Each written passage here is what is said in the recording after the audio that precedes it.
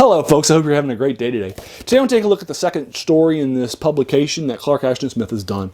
And in the second story in here, we're going to be taking a look at the Isle of the Torturers. Now, I've already done the first cycle of this series. We're going to be coming back to this probably over some time, do most of the short stories in here. In fact, I'm reading these about 1 or 2 short stories a day and going back and rereading them. So probably by the time this has been published, I'll probably have read the entire collection. Clark Ashton Smith was a prolific writer. He wrote tons of stuff. He's big in fantasy. I've already done a few short stories for you with his stuff. I've already looked at the 7 Geishas. I've done the first one of these, Empire the Necromancers, and so forth. So what I'm going to do for you right now is kind of take a look at the second story that he sets in his world of Zothique.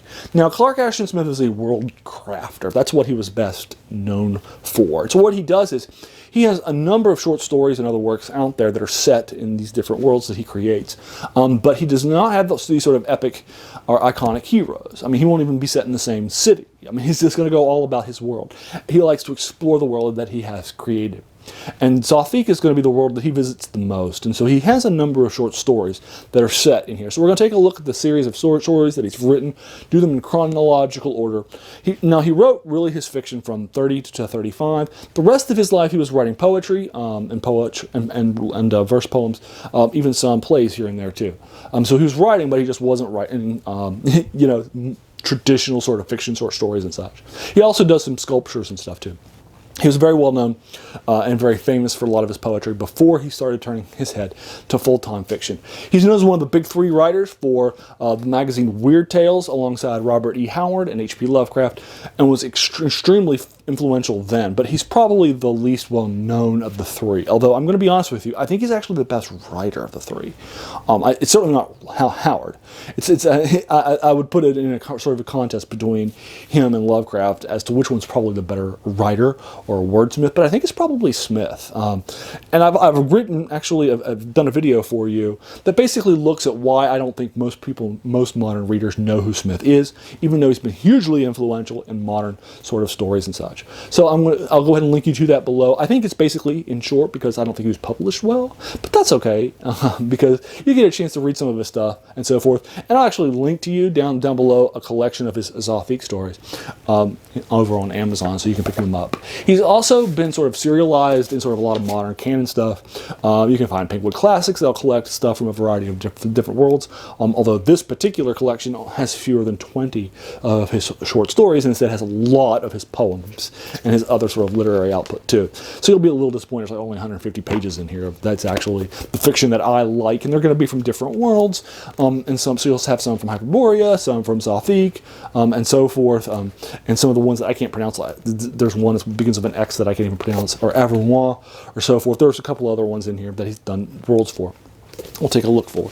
But again, what I want to do is take a look at Zothique. Now, Zothique is a world that is set in the far future. It's similar in concept to Jack Vance's Dying Earth and others. It's set so far into the future of our own that magic has come back again, and people are kind of living for themselves. There's not a whole lot of a future for them, and so forth. So as a result, there's just not as much people happening and so forth. I took a look at the first short story previously in this collection that I have. And it's been published in many different places too, called The Empire the Necromancy, which is the earliest example I could find of this sort of traditional 2 necromancers come from the island of Knot, who are kind of kicked out of all the modern society places that are not a lot nicer, and they have to go and kind of form an empire of their own, and they do so out in the desert, and where they can animate tons and tons and tons of skeletons and undead from this sort of desert empire that had died out about a few hundred years prior.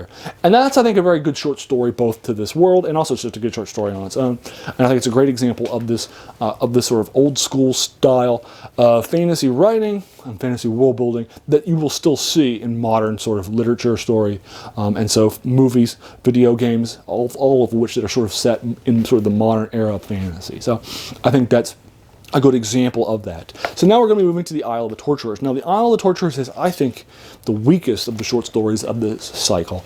And I'm actually going to tell you why I like it, and then why I thought it was a little weak of the cycle. That's all right. I still think it's good, and so forth. I've read it about 2 or 3 times now. It's only about 10 pages in this collection. It took me like an hour to reread it earlier this week when I was, right before I decided to record this. It did not take me long at all to go back and do it. I did take about an hour because I still really enjoy Clark Ashton Smith, and his writing style isn't the best writing style in terms of being fast. If you go into if you say, hey, how long is it going to take you to read this one collection, which is about 180 pages, 190 pages or so in this collection, it's not going to be as fast as somebody else who wrote this. 190 pages. Like if I write this 190 pages, you would probably finish it a lot faster than a Clark Ashton Smith. He's not as dense as a Jack Vance or a Lord Dunsany, but he is certainly denser than, say, a Robert E. Howard or something like that. I'd say he's kind of more on the speed of a Michael Moorcock. In terms of how fast you can probably read them. You got to sometimes pause, reread some phrases, and kind of take a deep dive into what's happening. And he also will use words that you've never heard of before. So you can decide if you can figure out from context clues what a word like ignescent means or something like that. But anyway, let's take a deep dive into the story of the Isle of the Torturers. Now, the Isle of the Torturers is going to start with the death of a small city-state, and the ruler of this city-state, and the city-state's just been hit by a plague, and the ruler of the city-state is going to be one of the few people that's going to survive, and his vizier kind of predicts in the future that that he's going to survive and not die in this place. And so what he does is he creates this sort of a magical ring that will protect him from this nasty, nasty plague. It's extremely virulent, and it's going to leave the entire city dead, and only the ruler of the city-state will be left alive, and a few slaves that were underground that he finds and frees, and they're going to, him and these small handful of slaves are going to grab a boat and head on out. So that's basically the basic plot, and then while he's going to be heading on out to one of the former sort of islands that's out there that used to give sort of fidelity and ownership to, and loyalty to, and even a local tribute to himself as the ruler of this nation that was once wealthy and strong. So he figures he can go there and kind of find rest and succor and so forth. So he's heading out there to that island.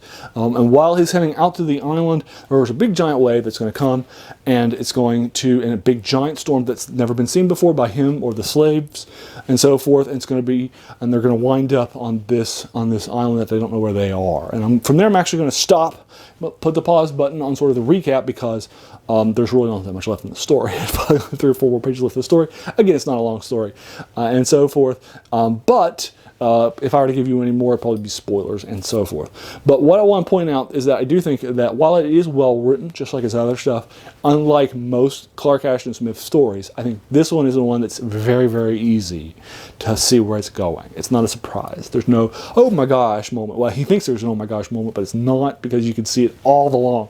This is probably the only Clark Ashton Smith story that I felt like I could accurately predict with any sort of seriousness going into what's going to happen, because he will, like most short story writers, he's going to have a sort of surprise. Now, Clark Ashton Smith is really, really good at getting you in and getting you back out again, which I think is very strong. And when I say that, what I mean is he understands how to get a story started. He will start on the first page with the death of the city-state. He's not going to wait 3 or 4 or 5 pages to kind of give you who the people are and talk about the architecture of the city and the importance of this city and the historical framework of the nearby area of the continent of Zothique. He's not going to do that. Instead, he's just going to move you to the day of the death of the city and to the prince and the guy who ruled it. He's only been ruling it for a short period of time. He doesn't care about all that background because he knows we as writers don't care about that. He just wants to get us to the part where the story happens. So rather than spend a whole bunch of time, he just moves on. He's not a 3-act story. There's no, if that makes sense, like a 3-act movie. There's just no first act at all. So instead, it's really more of a 2-act story. The death of the people, and we're heading to this island, and then what happens once you're on the island. And since both of those are 5 or 6 or 7 pages long, each, it's not going to take that long for you to read this story, and I don't want to give you too many spoilers, although, again, I think it's a very, very easy story to see what's happening ahead of time. I do think, though, that part of that may be because I'm going to it as a modern reader, as opposed to a reader in the 30s, when this was published in the early 30s. So that may be part of the case, too. But still, nevertheless, nevertheless, I do think it's probably one of the easier ones to see. But it's still a strong story. It's the second story in Zothique. Again, that's the world that Smith loves the most. So he's going to revisit it pretty often. So, have you read the short story or the series or so forth? I'd love to talk about with you more. Did you agree or disagree with my comments? Did you think it's one of the best? Did you agree with it? You think it's probably the weakest of the cycle? And so forth. I'd love to talk with you more about that below, or if you want to talk about some of the points of the story that I didn't talk about, where he's on the island more and what's happening and so forth. Maybe you were surprised by it, or you disagree with my, my sort of prediction therein. I'd be happy to engage with you more and below. Just let me know what you're thinking about it in the comments below. And hey, I want to thank you so much for taking some time out of your day to watch my video. If you spent time doing this, then you really have spent some time out of your life, and I do appreciate that you did that, because we all have busy days and busy lives. So thanks again. You have a great day.